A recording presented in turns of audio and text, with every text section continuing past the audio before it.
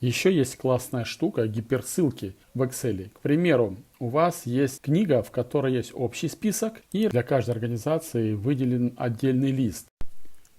Это очень удобно, когда в большой книге есть много-много листов, и вам необходимо быстро найти именно тот, который вам сейчас нужен.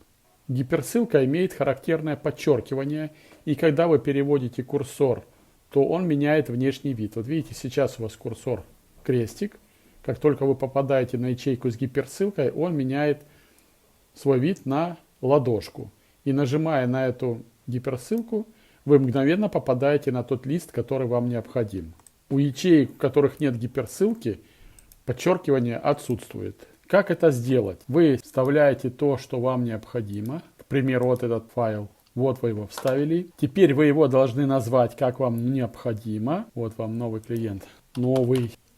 Теперь с таким же именем я вам рекомендую назвать и лист, на котором находится вот эта информация. Беру, копирую и называю лист новый. Чтобы вы видели, что вот этому названию соответствует вот этот лист. Но он может быть у вас в разных местах, но сейчас пусть он здесь находится. Теперь создаем гиперссылку. Каким образом? Правой мышкой нажимаете на это название. Внизу идете гиперссылка. Идете на место в документе. Вот. И вот видите, новый у вас есть листочек под названием новый.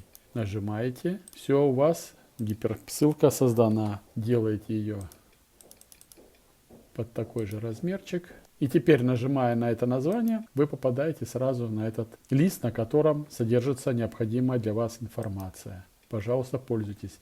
Еще удобно, кстати, ярлычок, цвет ярлычка поменять на красненький, чтобы он выделялся среди всех остальных, чтобы вы быстро его могли найти.